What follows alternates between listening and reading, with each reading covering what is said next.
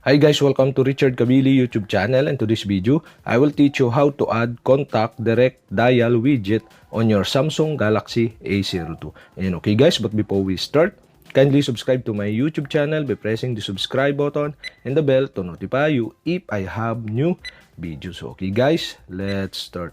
So okay guys, you only have to do is press and hold on screen in your Samsung Galaxy A02 to see widget below. Okay, click widget. And okay guys, here in widget, you can find the widget you want to add to your home screen by sliding to the left or to the right. And okay guys, after you find the widget you want to add to your home screen, okay, you'll have to do is click the widget.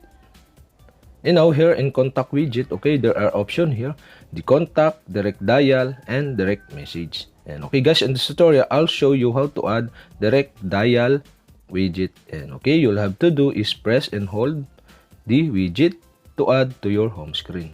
And now you can set the position of your widget.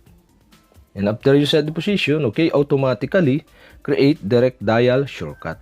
And okay guys, so I choose the number for my example. So, okay.